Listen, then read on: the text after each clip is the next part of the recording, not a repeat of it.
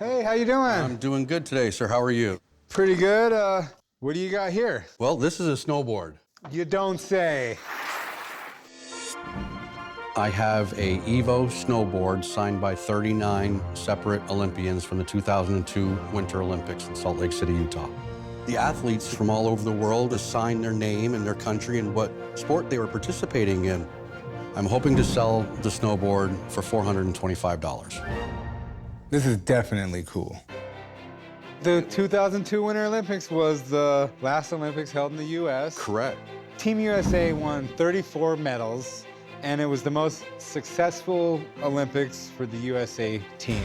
And the people who signed this are no longer probably in the events anymore, so you'll never see their autographs ever again, probably either. So I recognize this one name here, Chris Whitty. Have you heard of her? Uh-huh. Yeah, she won a gold medal this year. Yes. But I'm not really seeing much of anything else. Do you have any paperwork for this? Well, when I purchased it from the owner of the store, it came with this GQ Sports sticker with a serial number on it. Yeah, it sure does. All right, well, that's good for me. It helps me authenticate the signatures themselves. Okay, and how much are you looking to get? I'd like to get $425 for it. Okay. I definitely think it has a market to Olympic collectors. Obviously, snowboards are a big part of the Olympics, but I kind of see it as a tough piece to sell, though, because I can't look on here and recognize, like, a top-notch snowboarder. The only one I recognize is Chris Whitty here, and with this being the only name I could recognize, it's hard to sell something just has a bunch of signatures, you know? Make me an offer. I honestly think I'm just gonna have to pass on it. Okay. All right, well, thanks for coming in. Sorry we couldn't make a deal. All right, have a great day, man. Thank you. It's disappointing that I wasn't able to get an offer on the item.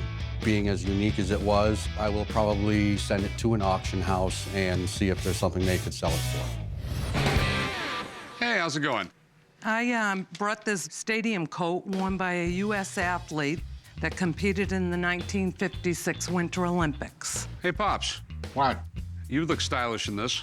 You want to try it on? Okay.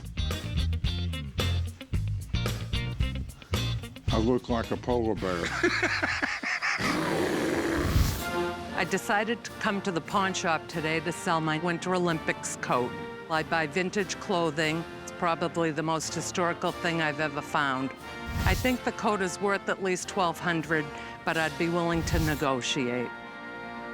Where did you get this thing? I bought it at a thrift store in New England, and I saw this patch, and when I checked the interior, it's when I saw the label that said that the wool was loomed especially for the USA Olympic Team 1956. Okay. And here's a picture of two of the athletes that won gold that year wearing it on the front cover of Sports Illustrated. It was the height of the Cold War and was the first year the Soviets had ever been in the Winter Olympics.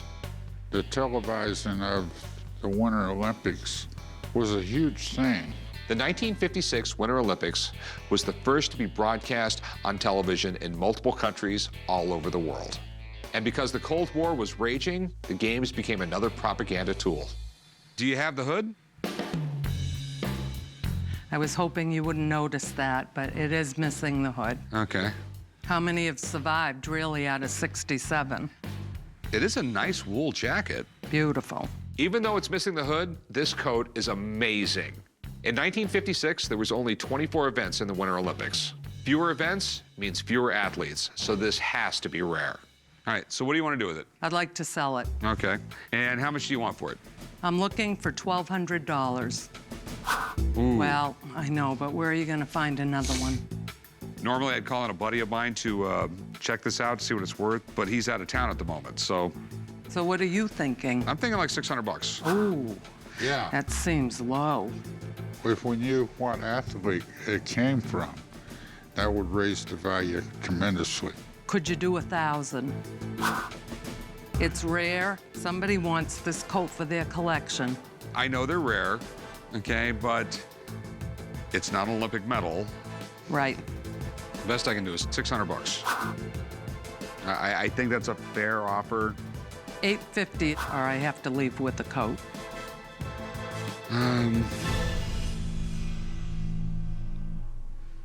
All right. beautiful. All right, just tell me, what'd you get it for in the thrift store?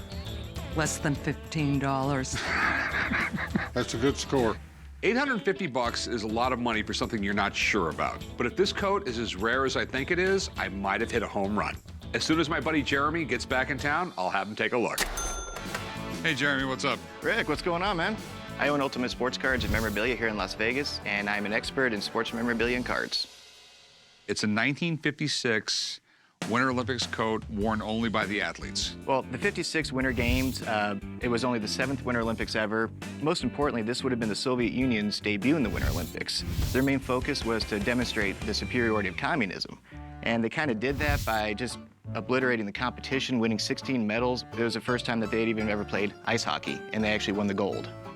Well, it was the Soviets. I mean, they got themselves a hockey team and made them go 24/7 practicing, I imagine. Right. Or they would have killed them. Exactly. So how did the United States do that year? The United States did okay. We won 7 medals total. We definitely dominated in the figure skating. We won a silver in hockey, and for the U.S. hockey team, placing ahead of Canada, getting the silver in the Olympics, that was certainly a first for us and a big feat nonetheless. So what are your concerns about the jacket, Rick? Basically, what is it worth? I mean, there was only 60-some made, which makes it pretty rare. First of all, let's just go ahead and take a look. There's no hood, which I could see that from right here, it would snap on. And right here on the inside, we certainly do have some different tags right here. Okay. Well, what I can tell you is that this is, without a doubt, one of the coats issued to the 56 Winter Olympic team. This coat would have been given to all the different athletes and featured during the opening ceremonies as they marched into the stadium. Now, as far as the value goes, you'd mentioned that it was bought at a thrift shop, so we couldn't pin it to any particular athlete. You know, had it been the gold medal winners in figure skating, it would bump it up considerably. The fact we're missing a hood, I would probably value this coat at $800. That's it? Yeah, just it is a narrow market for something like this. Okay, damn, I paid $850 for it. $850? Yeah, that's around what I would probably see it selling for. These are really rare and unique, so you might be able to turn it for something there, sure. Well, it's all your fault I paid $850 for it because you were out of town and I just had to figure out a price. We're supposed to make money. You paid too much again. You screwed up again. I didn't pay Damn too it. much. I still think I'll make money off it, all right? Whatever. You got a nice jacket, Rick. Thanks, man. You're welcome, Rick. I'll see you guys. Hey, thanks, guy. Anytime. You know, I can't know everything. You should. Hey, how's it going? It's going well. I have the coolest thing. I have a 1912 Olympic diploma from the Stockholm Olympics in Sweden. This is really cool. This is what they gave the top 8 finishers in each event. The girl on there sure is a fashion statement, isn't she? She's I found the diploma in a small charity shop for $4. The whole thing is written in Swedish, and I don't read a bit of Swedish. I went on the internet and found that it was a second-place finish for the United States. Go USA. This actually has 800-meter Lakampoken Simon. I'm assuming it's 800-meter swimming. 800-meter swimming relay, actually. Okay. And it's second place, and it's the United States. You don't have the medal, too, because that would be worth a lot of money. I do not have the medal. Okay. No. That's the goddess of victory, I think. That's actually the goddess Athene. Okay. This is the Olympics from 1912, so you probably only had maybe 100 events. Not nearly as many people participated. The Olympics wasn't as big a deal back then yet, until Germany in 1936, because everyone hated Hitler, and it was just so great for us to beat the hell out of him. I love stuff like this. It's both a significant piece of art and a very rare sports collectible. So a lot of different collectors will be interested. It is really interesting. I like how this is really Art Deco right here. I just like the look. How much do you want for it? $1,500. I happened to be at an online auction site that had this one, and they started the bidding at $3,250. I know you can make a lot on that one now.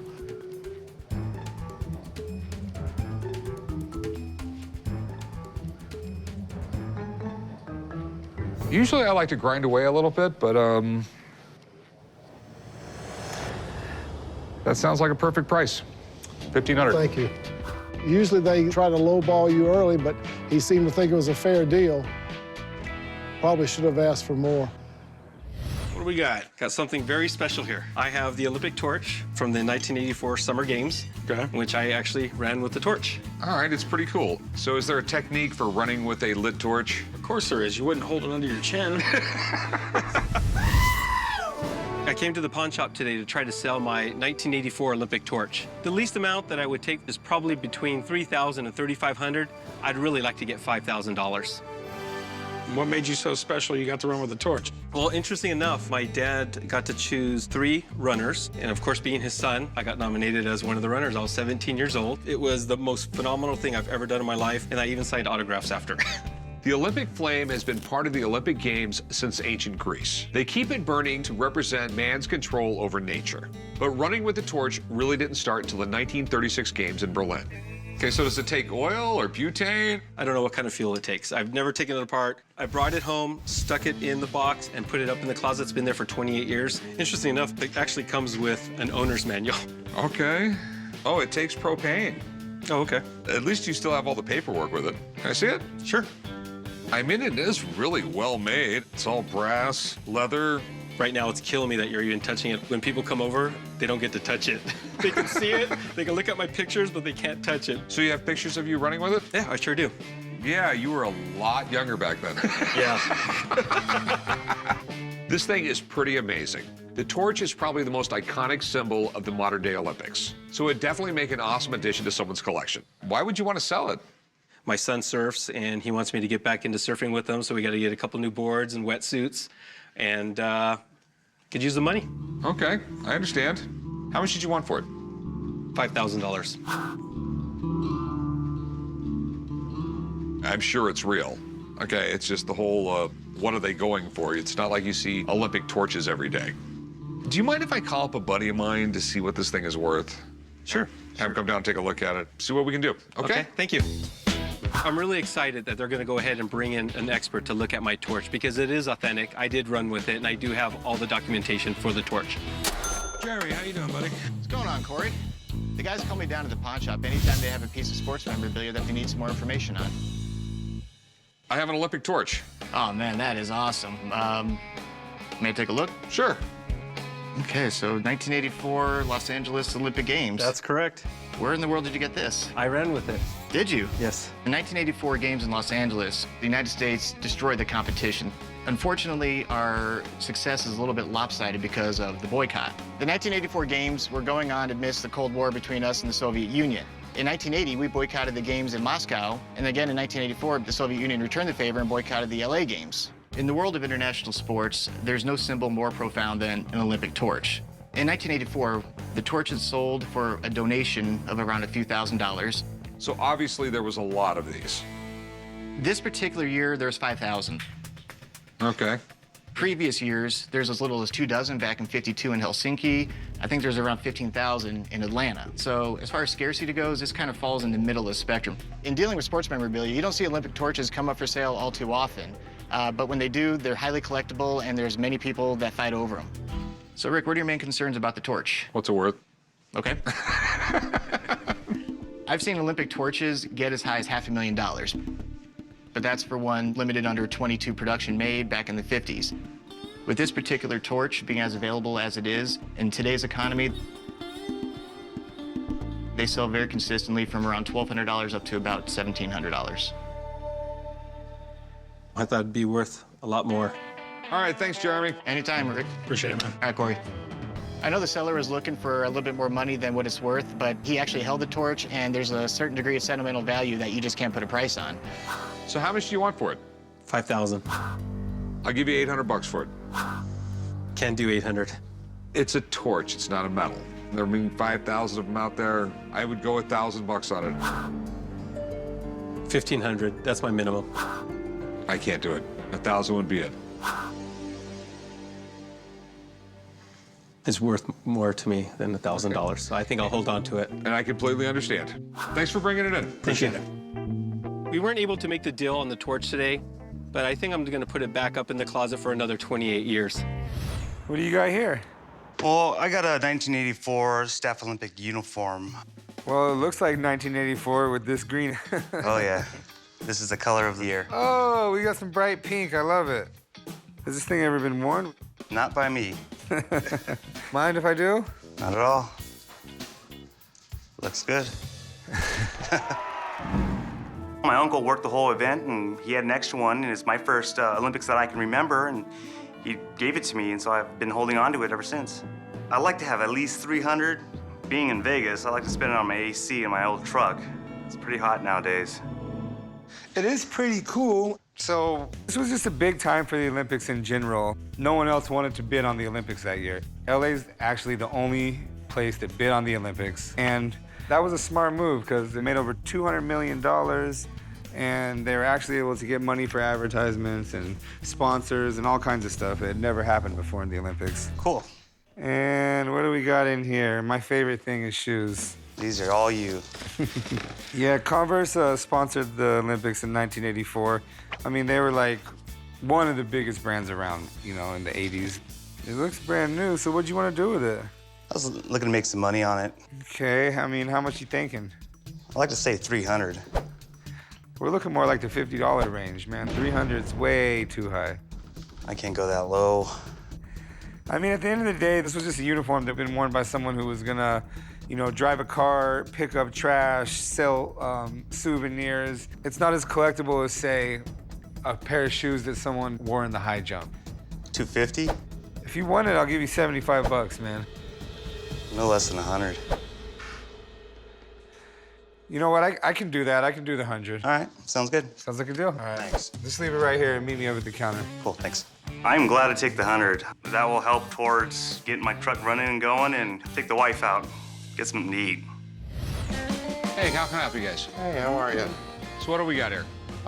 This is a book from the 1936 Olympics. And the other thing we have, this is a medallion given to the German soldiers who volunteered at the Olympics. A lot of people thought this was going to be the last Olympics there ever was because the world had changed so much.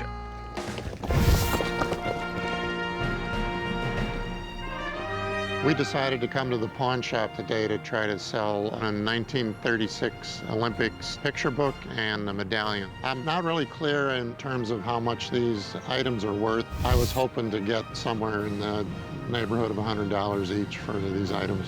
Where did you get these things? My nephew was born in Germany, and he did a little collecting, and one summer he came back with these two items. It was a big deal in Germany, but at that point in history, the Olympics weren't that big of a deal. This was sort of like the first gigantic one. Hitler wanted to show off everything he was building and everything else. You know, at the time, he only wanted Aryan people on his team. Jesse Owens ran away with that. He was the hero of the 1936 Olympics. The 1936 Summer Olympics were held in Berlin, Germany, which was under Nazi rule. Hitler wanted to use the games to prove the superiority of the Aryan race. Too bad for him, we had Jesse Owens, an African-American who won 4 gold medals. The Fuhrer wasn't happy. So did you guys want to sell these things? Yeah, we wanted to sell them, yeah. Did you have any idea what you wanted for them? Thinking in the area of like $100 for the book and maybe $100 for the medallion. It's in good shape. Yeah, it is in really good shape, actually. Most books like this end up eventually getting water damage. I mean, I'd like to make you an offer on it or something like that, but these are real common books, believe it or not. I don't know why they are, but I've seen them before, and I know they don't go for a lot of money. The same with the metal. There was like 50,000 of these made. It was something that was mass-produced. Don't you think this is really a neat piece of history? It's neat, but it's a really limited market for this thing. A lot of people aren't going to buy it just because of that symbol right there. And I, quite frankly, I can't blame them. I can't blame them. I mean, things like this should be kept around because people who don't study history are bound to repeat it. You know, they're not really great things I like having in my store. It does offend some people, and So you're not interested? I'm just not interested in buying it. I'm sorry. Thanks for bringing it in, guys. Yeah, Thank sure. you. I'm disappointed that we couldn't make a deal. We'll try to donate them to some museum. Hey, how's it going, man? Good, how are you? What we got? I have a Dallas Cowboys jersey worn by Bob Hayes during the 1965 season, which was his rookie year. What the hell do you think's on the front of it? Looks like it could be blood or something. Yeah, I was told that it was blood. I definitely believe it. I mean, it was a rough game back then. And being a punt returner, I mean, they would just drill this guy. I decided to sell my Dallas Cowboy jersey that was worn by Bob Hayes, one of the greatest receivers of all time. I'm not really sure of the total value of the jersey, but the least I'd be willing to take is $10,000. What you have here is real interesting, man. I thought Emmitt Smith was number 22. Bob Hayes was long before him. He was fast. He was a really good punt returner. He is the only guy ever to have a gold medal and a Super Bowl ring, which is something I still don't understand why the NFL doesn't use more Olympic sprinters. They're big wussies, man. I mean, they're fast and they're good at what they do, but they don't want to get hit. Bob Hayes is a legend. I mean, this guy was once considered the world's fastest man. That's awesome. So if he actually wore this jersey in a game, I'll be making myself some fast money. So what do you want to do with it? I would like to sell it if the price is right. Any particular number come to mind? 10,000. So what makes you know for a fact this is Bob Hayes' uniform? I got it from a friend of mine. He wrote me a letter. His father was a rookie with Bob Hayes, and it was given to him personally by Bob Hayes. And I found a picture that appears to me to be the exact same jersey. It has creases on the same places on the twos. I mean, it definitely looks old. I don't know for a fact that this is his game-worn jersey. I understand. That being said, I got a buddy that can come down and check it out. If anybody's gonna know, it's gonna be him. Sounds good. All right, I'll give him a call. Thank you. I'm excited that they're gonna call in an expert because I would really like to hear his opinion on it. I do have a concern that it was actually worn during a game, but I don't have a concern that it was worn by Bob Hayes. A customer brought in a jersey that was allegedly worn by Olympic sprinter turned Hall of Fame football player Bob Hayes. If this is really his jersey, we got a big deal on our hands. Corey, how's it going, man? What up, chum? Jeremy, what's going on, man? Right on, so what do we got today? Here you go, man. A friend of his says Bob Hayes gave it to him. Nice, man. America's team, baby. So when the Cowboys drafted Bob Hayes, everybody doubted the fact that an Olympic sprinter could be an effective NFL player. He actually set several Cowboys records, some of which still stand today. Not only is he in the Football Hall of Fame, he's also in the Cowboys Ring of Honor. Doesn't get any better than that. Yeah, the guy's done it all. Yes. Bob Hayes is probably one of the most underrated players in NFL history. He was so fast, they had to institute the zone defense and the bump and run just to have a shot at stopping this guy. I do have a letter from a friend of mine stating that it came from his father, who played for the Cowboys, and I found this photo of Bob Hayes wearing the same jersey. Okay. This letter in itself doesn't really do a whole lot for it, but the actual facts surrounding whether this is authentic or not is going to be told in the actual jersey itself. Yeah. This is from the 60s. It's number 22, just like Bob Hayes wore. They wore this style of jersey throughout the 63 season. Starting in 64, they would have gone to a different style of jersey with the stripes on the sleeves. And being that Bob Hayes was a rookie in 1965, this jersey right here, this was not Bob Hayes' jersey used in a game. It's still a historic piece of Cowboys history, so it does have some value, but in its tattered condition, about 250 bucks. Okay. I am not interested at all, buddy. I understand. You're the best, man. Appreciate it. All right, boy. Thanks. It's really impossible to say whether or not Hayes wore that jersey during a practice or a photo shoot. We just know that this jersey wouldn't have been worn by him during the season. Take care, man. Thank you. Have a good day. Appreciate it.